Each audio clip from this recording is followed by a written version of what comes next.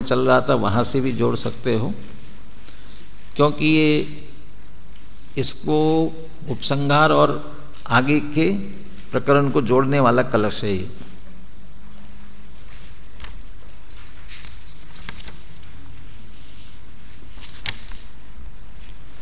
अब 36वीं 37वीं गाथा की विषय वस्तु को समेटते हुए आचार्य अमृतचंद्र कलश रूप काव्य लिखते हैं। वैसे तो 36वीं गाथा के बाद तो एक कलश आ गया था, वो तो सीधे 36वीं गाथा से संबंधित था, क्योंकि उसमें तो मोह की बात थी और कलश में भी मोह की बात ली गई थी। लेकिन ये दोनों गाथाओं के उपसंहार के रूप में है। 31वां कलश है। इति सति सह सर्वैरन्य भावैर्विवेके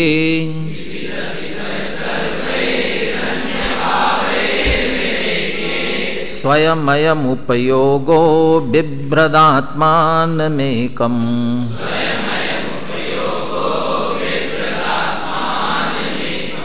प्रकटित परमार्थै दर्शन ज्ञान वृत्तै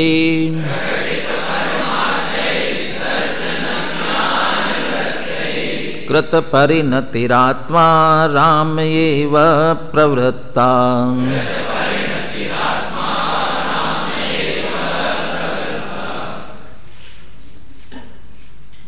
उपयोगः आत्मरामे एव प्रवृत्तः, ये मूल बात है इस कलश में। उपयोग जो है बस आत्मा राम में प्रवृत्त हो गया, लीन हो गया। क्यों, कैसे? क्योंकि इति इस प्रकार जो पीछे से प्रकरण चला आ रहा है, अब इसलिए कहा कि भेद विज्ञान के प्रकरण को जहाँ से जोड़ना चाहो, चाहे 19वीं गाथा से, उससे पहले से, वो पूरे प्रकरण से जोड़ते हुए तो जो बात समझाई गई, अप्रतिबुद्ध को समझाया तो प्रतिबुद्ध हुआ। प्रतिबुद्ध होने के बाद उसने ये कहा, जब परद्रव्य मेरे है ही नहीं तो फिर इनसे रखने से क्या फायदा, इनको जरूर छोड़ देना चाहिए, प्रत्याख्यान कर देना चाहिए। इसलिए वो प्रत्याख्यान की बात भी आ गई। जान लिया, सम्यक दर्शन ज्ञान हुआ, और प्रत्याख्यान भी जोड़ लिया तो सम्यक चारित्र भी हुआ। और सम्यक दर्शन ज्ञान चारित्र ये तीनों रूप से परिणत हुआ है। तो उस आत्मा की बात चल रही है। ऐसे आत्मा का उपयोग क्या करेगा कि ऐसे उसका उपयोग बस आत्मा राम में ही प्रवृत्त हुआ, आत्मा में लीन हो गया। क्यों हुआ? इति सति सह सर्वैर अन्य भावै विवेके, इति इस प्रकार से सर्वै ही अन्य भावै ही विवेके सति, जब अन्य समस्त भावों से भेद विज्ञान हुआ तो अब क्या होगा? अन्य कोई भी भाव मेरे है ही नहीं। जो भावक रूप थे वे भी मेरे नहीं है, ज्ञेय रूप थे वे भी मेरे नहीं है, तो अन्य भाव किंचित मात्र भी मेरे नहीं है। इस तरह से उन सर्व अन्य भावों से विवेक होने पर सर्वै ही अन्य भावै ही सह विवेके सति, समस्त अन्य भावों के साथ भेद विज्ञान होने पर, इति इस प्रकार विगत गाथाओं में जैसे स्पष्ट किया उस प्रकार, जब उनसे अभी तक तो वो मेरे हैं, मैं इनका हूँ, और काल की अपेक्षा फैलाया था, भूतकाल में मेरे थे, भविष्यकाल में मेरे होंगे, तो इस तरह से जुड़ता था। अब अच्छी तरह से समझ में आ गया, अब इनसे मेरा कोई संबंध नहीं है। तो पहले तो उपयोग इनमें उलझता था, अब उपयोग क्या करेगा? कहते अब स्वयं अयम उपयोग, तब यह उपयोग स्वयमेव ही बिभ्रत आत्मानमेकम, आत्मा का उपयोग है, आत्मा के पास आएगा, कहाँ जाएगा? और इसलिए उस एक आत्मा को ही विभ्रत ग्रहण करता हुआ, धारण करता हुआ, स्वीकार करता हुआ, फिर क्या करता है? उपयोग अपने आत्मा को ही, एक आत्मा को ग्रहण करता हुआ, नीचे की पंक्ति को आगे पीछे करना है। प्रकटित परमार्थई दर्शन ज्ञान वृत्तई, इसे दर्शन ज्ञान वृत्तई ही प्रकटित परमार्थई, तो पहले लेना है दर्शन ज्ञान वृत्तई। दर्शन ज्ञान चारित्र के माध्यम से प्रकटित परमार्थई, जिसने परमार्थ प्रकट कर लिया है, ज्ञान से जान करके ये सर्वोत्कृष्ट परमार्थ माने सर्वोत्कृष्ट पदार्थ मैं ही हूँ, दर्शन श्रद्धा से यही मैं हूँ ऐसा श्रद्धान कर लिया और उसमें लीन हुआ। इस तरह से दर्शन ज्ञान चारित्र के माध्यम से जिसने परमार्थ को प्रकट करके क्या किया, कृत परिणति। अकेला दो बातें होती हैं, एक थ्योरी होती है और एक प्रैक्टिकल होता है। ये यदि इतना समझ लिया, सम्यक दर्शन ज्ञान चारित्र, श्रद्धा ज्ञान चारित्र से एक आत्मा को ही ग्रहण करना, श्रद्धान में भी परमार्थ तत्व प्रकट करना, ज्ञान में भी, चारित्र में भी, ये अकेला थ्योरी में नहीं समझा, बल्कि उसकी वैसी कृत परिणति माने स्वयं में वैसा किया। दर्शन ज्ञान चारित्र का प्रयोग करते हुए, परमार्थ को स्वीकार करते हुए कृत परिणति, उस रूप परिणमित हुआ, वह परिणति प्रकट कर ली, रत्नत्रय की परिणति जिसने प्रकट कर ली। ये उपयोग का सारा काम है, उपयोग ने किया ये सब। तो ऐसा वह जिस उपयोग ने ऐसी परिणति कर ली है, ये कार्य जिसने कर लिया है, कृत्य कहते हैं ना, जो करने योग्य था वो कर लिया, ऐसा वह कृत परिणति, ये उपयोग के सब विशेषण हैं। लेकिन उसने वो उपयोग, अपनी जो परिणति इस रूप कर ली, किससे, किसके माध्यम से की, दर्शन ज्ञान वृत्ति, श्रद्धा ज्ञान चारित्र से। और उससे क्या किया, प्रकटित परमार्थ ही, परमार्थ को प्रकट करते हुए कृत्य हो गया, कार्य रूप परिणमित हुआ। तो कार्य रूप परिणमित होकर के अब क्या करेगा, आत्मा राम एव प्रवृत्तः। आत्मा राम पीछे भी कहीं आया था शब्द ना, अब पीछे हो सकता है चाहे आगे हो सकता है, अपन ने चर्चा पहले कर ली है, दो अर्थ किए ना आराम शब्द के। हमने आत्मा राम, संधि विच्छेद दो तरह से करना, आत्मा और राम, और दूसरा करना है आत्मा और आराम। तो आत्मा राम, आत्मा ही राम है। वाक्य अच्छा लगेगा कि नहीं पता नहीं है। जो आत्मा में रमे सो राम, और बाकी सब हाँ, ये इसलिए राम, रमे सो राम। और वास्तव में रमना स्वरूप की रमनता की ही बात है, अपने स्वरूप में रमे सो राम। तो आत्मा राम, जो आत्मा में लीन हो गया, आत्ममय हो गया, वो आत्मा राम हो गया। आत्मा ही राम को एक तो भगवान मानते हैं, सर्वोत्कृष्ट समझते हैं, तो उस तरह से आत्मा राम, तो आत्मा रूपी राम में, भगवान में लीन हो गया। और दूसरा आराम माने बगीचा, विश्राम का स्थान। उपयोग के लिए जो ये सब अन्य पदार्थ थे ना, भले ही इनमें विश्राम वो ढूंढता था, लेकिन वास्तव में विश्राम मिलता नहीं था। जग में जिसको निज कहता मैं, वो छोड़ मुझे चल देता है। तो ये भले इनको कितना भी अपना कहे, ये रहते नहीं हैं, छोड़ मुझे चल देते हैं। लेकिन ऐसा भी हो सकता है ये नहीं जाए, ये सब जहाँ के तहाँ रहे, अब मेरा समय हो गया तो मैं छोड़कर चला जाता हूँ। इनके साथ संबंध तो रह नहीं सकता है। इनमें विश्राम पाने की कोशिश करेगा तो कभी विश्राम पा ही नहीं सकेगा। आकुल व्याकुल हो लेता, व्याकुल का फल व्याकुलता है। तो इनके साथ संबंध रखेगा तो आकुल व्याकुल ही होने वाला है, आराम कभी मिलने वाला नहीं है। और जिसने ये समझ करके इन सब भावों से अच्छी तरह से विवेक कर लिया है, विवेक शब्द में विवेक शब्द का तात्पर्य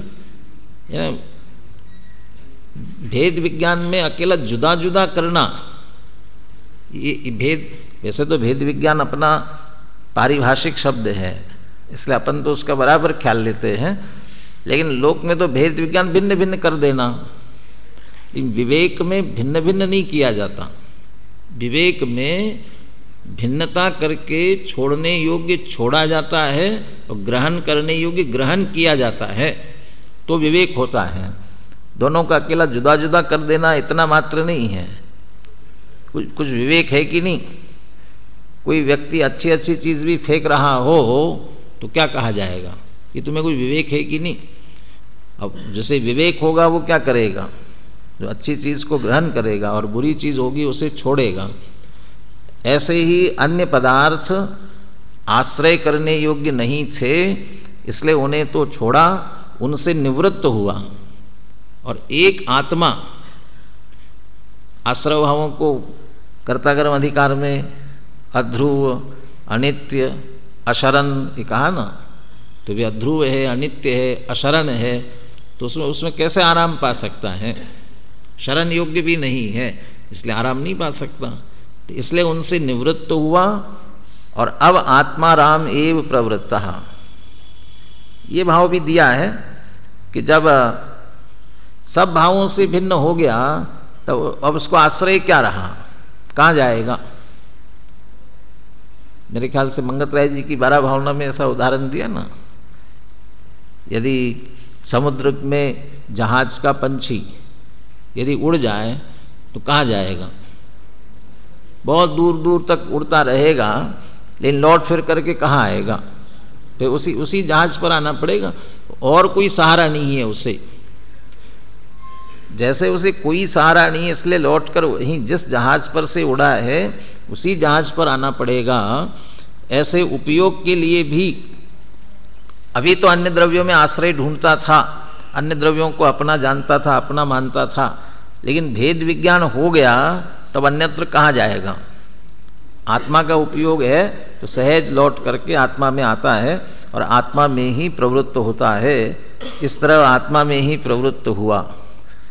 अब अगली गाथा में ये पूछने वाले हैं, जब ऐसे आत्मा में प्रवृत्त हो गया है तो उनके वो संचेतन होता कैसे हैं, तो इस बात की फिर चर्चा आगे करेंगे। कलश पुनः बुलवाते हैं। इति सति सह सर्वैरन्य भावैर्विवेके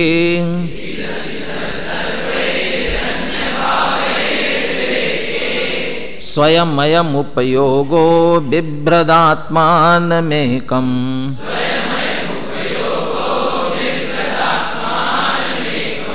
प्रकटित परमार्थै दर्शन ज्ञान वृत्तै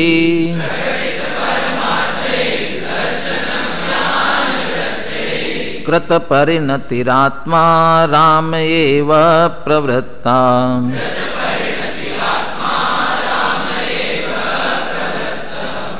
आत्मा राम में एव प्रवृत्ता है मूल में, यानी वो संधि के अनुसार राम की सप्तमी विभक्ति का ए जो है वो चला गया।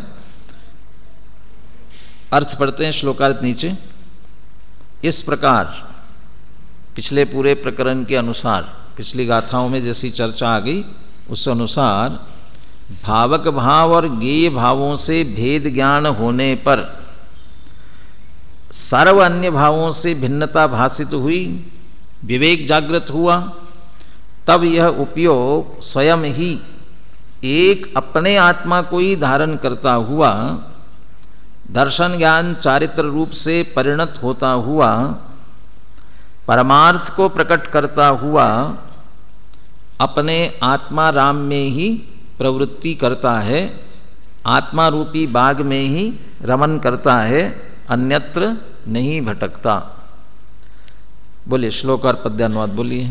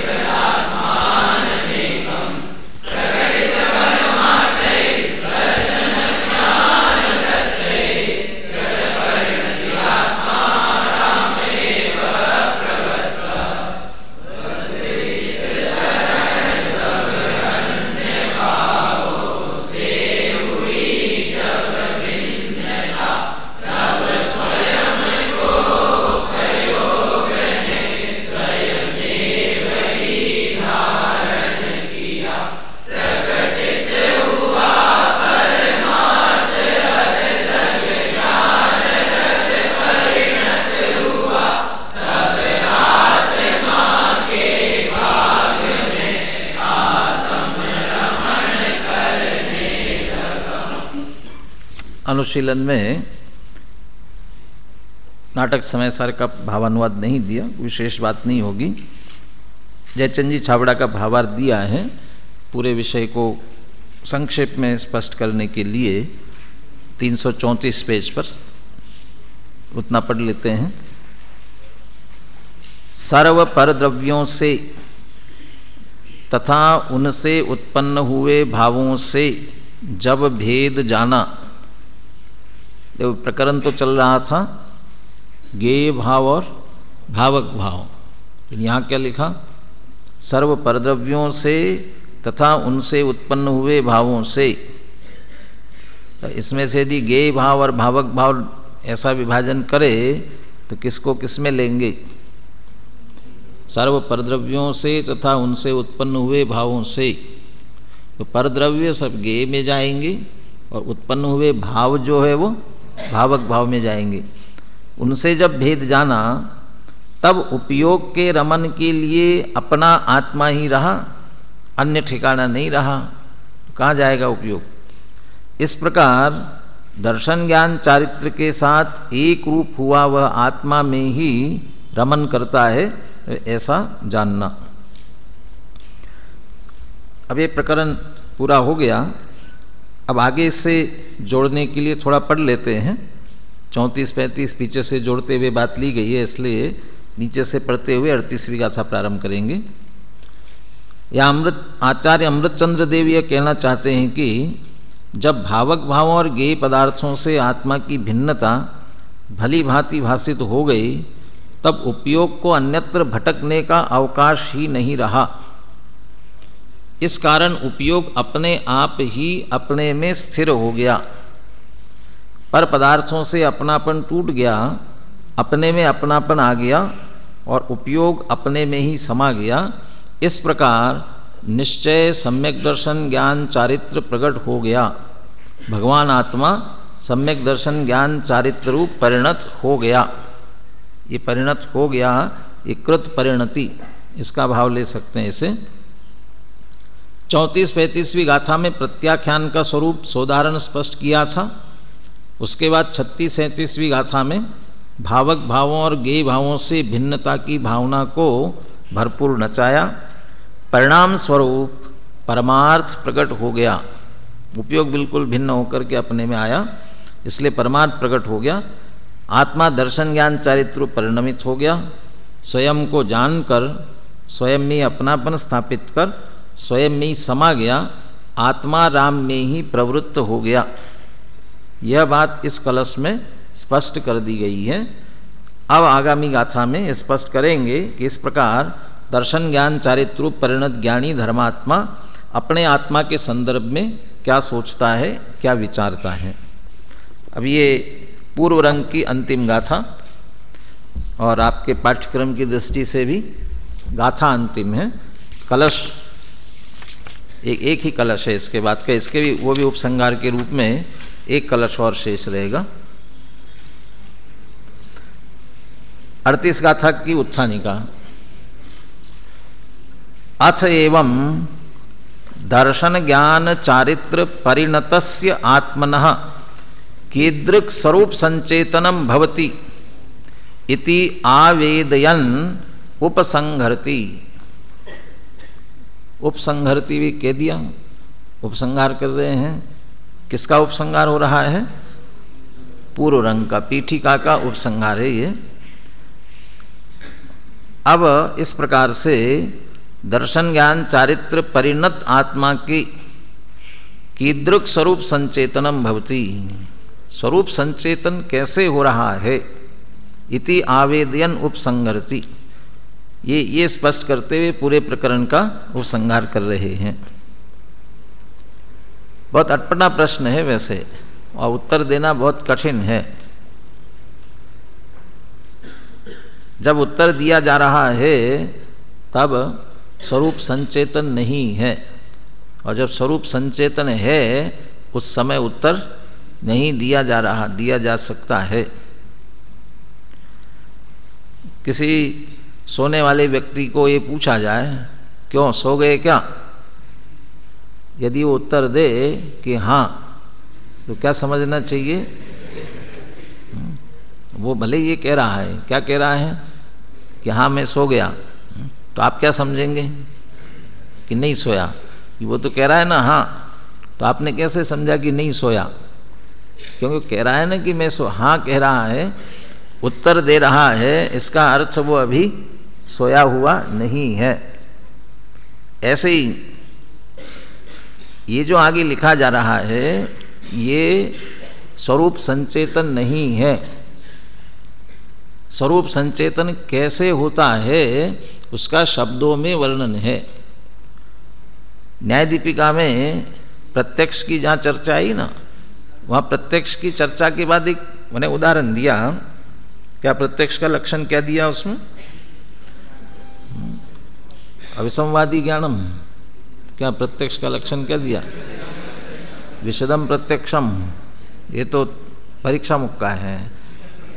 विशद प्रतिभासम प्रत्यक्षम दिया ना, तो उसमें उदाहरण ऐसा दिया, घटो अयम, जैसे यथा अयम घटा, तो ऐसा उदाहरण दिया। तो फिर उसका आगे खुलासा किया कि जैसे ये घट है, ऐसा जो जानने में आया है, ये जो शब्द लिखे जा रहे हैं, ये शब्द लिखे जा रहे हैं, ये प्रत्यक्ष का उदाहरण नहीं है, बल्कि ऐसा वो ज्ञाता ने जाना, जानने में आया, वो जो जानने में आया वो प्रत्यक्ष ज्ञान है, और जो उसे ज्ञान हुआ है उसका ये शब्दों में निरूपण है।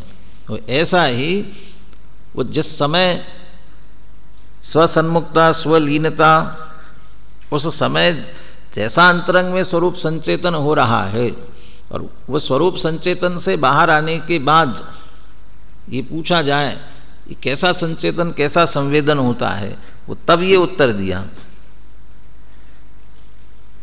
दादा के प्रवचनों में कभी सुना होगा, जितने आचार्य शास्त्र लिखते हैं वो तीव्र कषाय की भूमिका में लिखते हैं। सभी शास्त्र तीव्र कषाय की भूमिका में लिखे गए हैं। तो तीव्र कषाय की भूमिका में उधर टोडरमल जी कहते हैं कभी मंगलाचरण करते हैं, कभी नहीं करते हैं। मंगलाचरण किया तो भी शास्त्र पूरा नहीं होता, कि नहीं किया तो भी पूरा हो जाता है। वो वहाँ थोड़ी सी चर्चा करते हुए लिखा हुआ है, वो कषाय की अधिकता, कषाय की माने जिनकी कषाय अधिक है वे वीतरागता वाले शास्त्र नहीं लिखेंगे, वे राग द्वेष वर्धक शास्त्रों की रचना करेंगे। और जिनकी कषाय मंद है वे रागवर्धक शास्त्र नहीं लिखेंगे। तो वीतरागता की चर्चा करने के लिए तो कषाय मंद होनी चाहिए ना, तीव्र कषाय में तो नहीं होगा।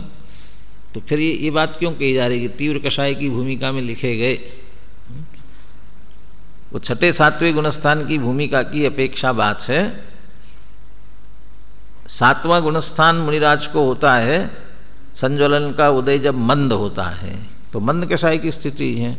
और जब वह तीव्र होता है तो छठे गुणस्थान की भूमिका में आते हैं, और छठे गुणस्थान की भूमिका में लिखते हैं वो संज्वलन का तीव्र उदय है। और कषाय कैसी है? मंद, कि मंदतर, कि मंदतम, क्या कहेंगे, उसका नाम ही संज्वलन है। पानी में खींची गई रेखा के समान अत्यंत संज्वलन है। लेकिन वो छठे गुणस्थान की भूमिका में लिखा गया, और छठे गुणस्थान की भूमिका में लिख रहे हैं तो शुभोपयोग की भूमिका में है, शुद्धोपयोग की आत्मलीनता की स्थिति में उस समय नहीं है। वास्तव में तो चाहे सम्यक दृष्टि ज्ञानी चौथे गुणस्थान वाले हो, पंचम गुणस्थान वाले हो, छठे सातवें गुणस्थान वाले हो, जितना आत्म संवेदन आत्म संचेतन होता है वो निर्विकल्पता, और उस निर्विकल्पता में आत्मा का स्वरूप जितना भी भाषित होता है, कहा जाता है, वो सभी वास्तव में आगम आश्रित है। आगम के अनुसार रहस्यपूर्ण चिट्ठी में लिखा है टोडरमल जी ने, पहले शास्त्र से पढ़कर निर्णय किया, अनुमान से और उसमें अपने अनुमान प्रमाण से भी और उसे निर्धारित किया, और वो जो आगम से पढ़कर अनुमान से निर्धारित किया है उसमें अपने परिणाम स्थिर करता है। स्वरूप की रमणता हो गई, स्थिरता हो गई, सम्यक दर्शन ज्ञान चारित्र भूमिका अनुसार प्रकट हुआ। अब वो जो पहले जिनवाणी से पढ़कर आत्मा का स्वरूप समझा था और उसके अच्छी तरह से दृढ़, हाँ ऐसा ही आत्मा है ऐसा निर्णय करके उपयोग उसमें स्थिर किया, ये जो स्वरूप संवेदन, स्वरूप संचेतन, सम्यक दर्शन ज्ञान चारित्र जो भी नाम दिया जाए उसे, इसके बाद जो ज्ञान हो रहा है आत्मा के संदर्भ में कुछ और विशेष होता हो ऐसा नहीं है। और कदाचित आत्मा के संदर्भ में और विशेष भी ज्ञान होगा वो आगम के आश्रय से ही होगा। माने अंदर कोई ये समझे कि हमने अंदर आत्मा में देख कर बताया, छद्मस्त को आत्मा दिखाई नहीं देता, दिखेगा नहीं, विषय नहीं बनेगा। वो आगम अनुमान से जान करके और वो जो निर्णय किया है उसमें अपना उपयोग स्थिर किया है। यही मैं, इस तरह से अहम स्थापित किया है और यही मैं, और चूंकि वास्तव में वह अपना स्वरूप है इसलिए वो अपना संवेद, अपना संचेतन कहलाएगा। उसके बाद भी जैसे केवली भगवान को आत्मा प्रत्यक्ष भाषित हो रहा है, ये जो सारी विशेषताएं जो बताई गई है वो केवली भगवान के द्वारा बताई हुई है और अपने अनुमान से अपने अंदर में जाना है। कोई प्रत्यक्ष हो गया हो उनको, ऐसा नहीं है। ऐसा कह करके कुछ महिमा कम करने की बात नहीं है। चौथे गुणस्थान वाले को भी अत्यंत आत्म महिमा प्रकट ही होती है। फिर भी कहने का तात्पर्य यह है कि ये सारी चर्चा आगम आश्रित होती है और जो आगम में लिखा गया उसमें अपने उपयोग को स्थिर करना होता है। देखिए कैसा स्वरूप संचेतन होता है रत्नत्रय परिणत आत्माओं को। 38वीं गाथा, 38 नंबर है, 3 और 8। और 3 चूंकि अभी बात पुनः पुनः दर्शन ज्ञान चारित्र परिणत रत्नत्रय परिणत की बात आ रही है, तो जो इस गाथा में लिखा है ऐसा जानेंगे मानेंगे और ऐसा जानकर मानकर उसमें लीन होंगे तो निश्चित रूप से क्या होगा, 8 कर्मों का अभाव होगा, 8 गुण प्रकट होंगे और अष्टम वसुधा प्राप्त होगी। कौन सी अष्टम वसुधा? उसकी प्राप्ति निश्चित रूप से होगी। जो महत्वपूर्ण गाथाएं इस समयसार ग्रंथ की कही जाती है उनमें से ये 38वीं गाथा भी एक महत्वपूर्ण गाथा है। अभी तो अपन कक्षा के रूप में ही चलेंगे, इसलिए प्रवचन के स्टाइल पर नहीं चलेंगे, गाथा का सामान्य अर्थ ही देखेंगे। अन्यथा एक एक पर बहुत विस्तार से बात की जा सकती है, लेकिन उस तरीके से नहीं चलेंगे। अहमे को खलु शुद्धो दंसन नानमयीयो सदारुवी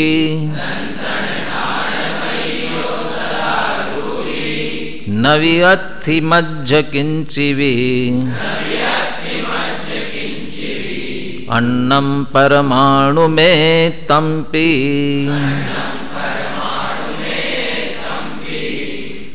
चूँकि ये जीवाजीव अधिकार है, जीवाजीव अधिकार की प्रारंभ पूर्व रंग पीठिका को मिलाकर के पूरे जीवाजीव अधिकार के रूप में लिया जाता है, इसलिए एकत्व ममत्व का निषेध है।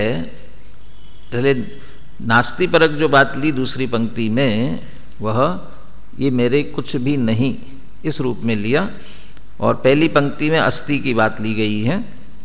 क्या संचेतन हो रहा है अंतरंग में? सबसे पहले तो अहम।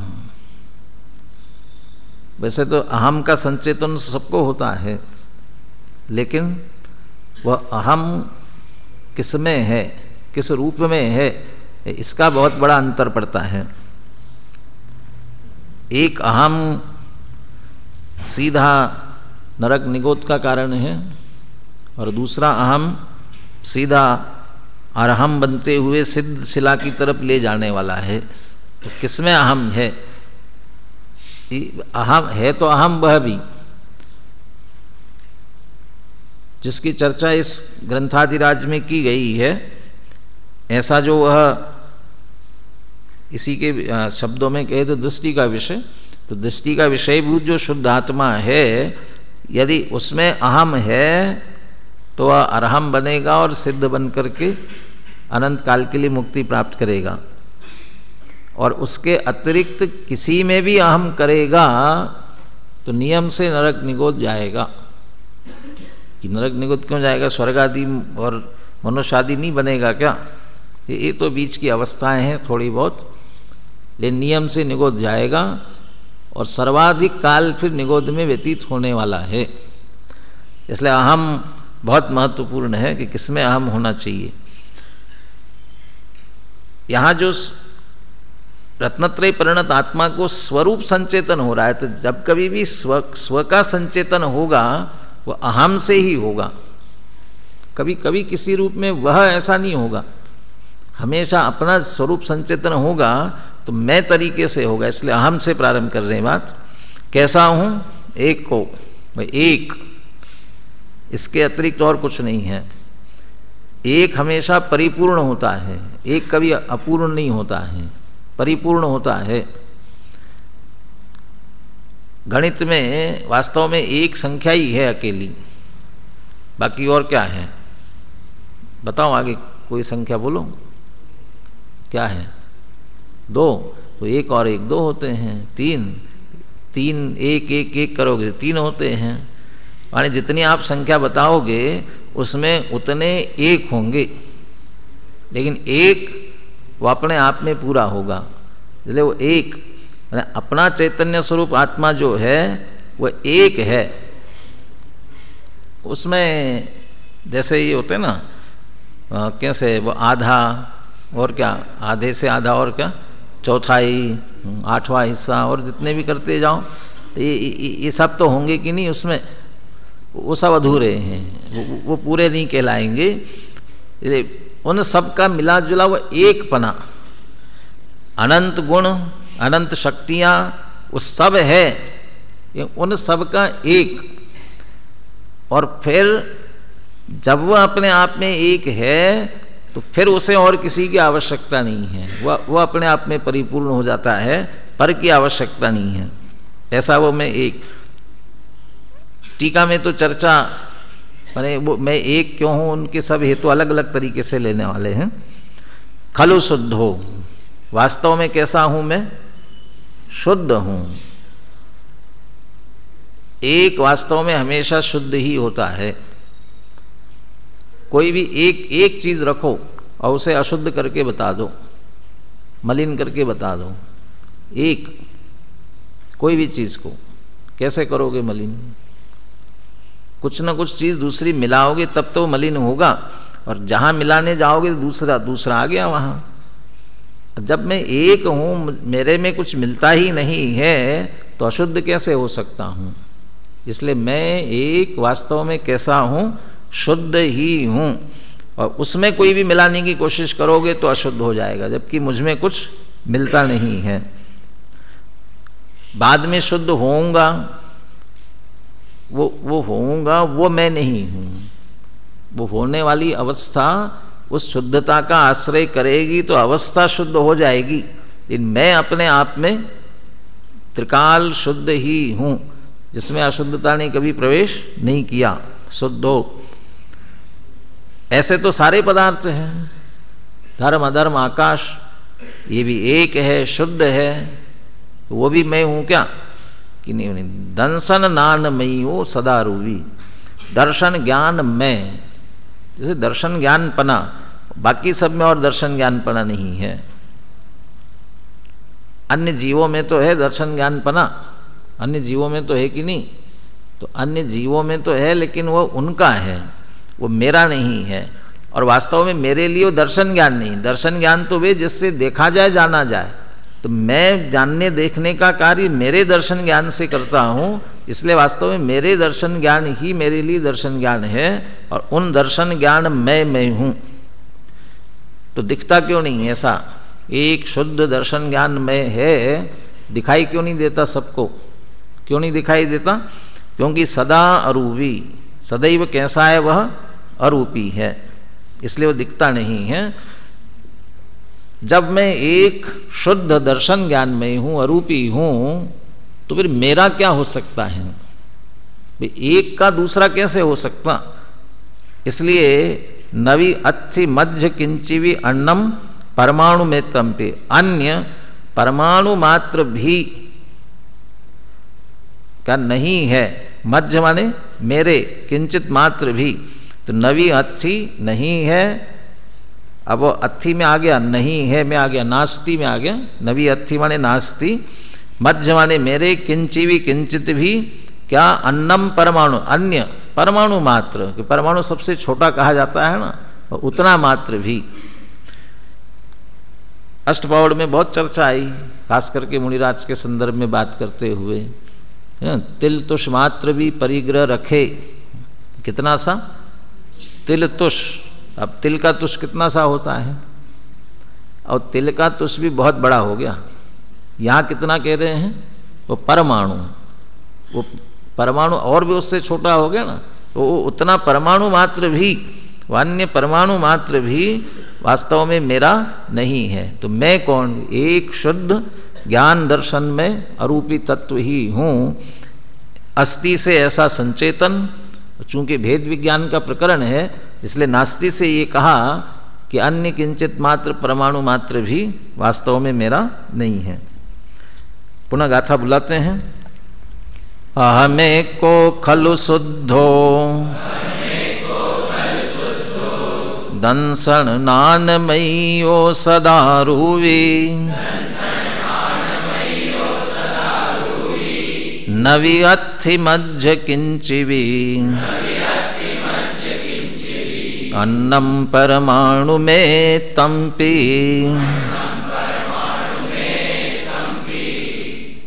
गाथार्थ। दर्शन ज्ञान चारित्र परिणत आत्मा यह जानता है कि निश्चय से मैं सदा ही एक हूँ, शुद्ध हूँ, दर्शन ज्ञान में हूँ, अरूपी हूँ, और अन्य द्रव्य किंचित मात्र भी मेरे नहीं है, परमाणु मात्र भी मेरे नहीं है। बोलिए गाथा और पद्यानोद बोलिए।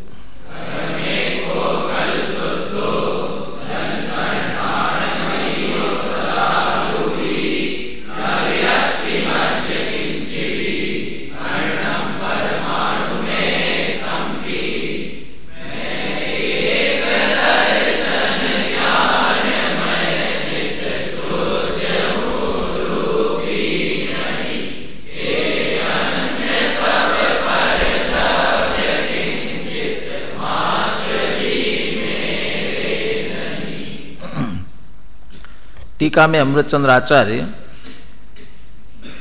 वैसे तो उत्थानिका में संक्षेप में बात ली थी, लेकिन टीका में उसको विस्तार से लेंगे। वो दर्शन ज्ञान चारित्र से परिणत हुआ कैसे, ये बात पहले लेंगे, और दर्शन ज्ञान चारित्र से परिणत होने के बाद फिर उसे जो संचेतन होने लग गया कि अहम और एक को खलु शुद्धो, तो एक है तो क्यों वो एक पने का ही संचेतन क्यों हुआ, शुद्ध पने का ही संचेतन क्यों हो रहा है? वो एक शुद्धता के जो हेतु है वो हेतु भी उसके साथ में देंगे, और इस तरह से इस प्रकरण का पूरा उपसंहार करेंगे। टीका की चर्चा अपन आगे कल करेंगे।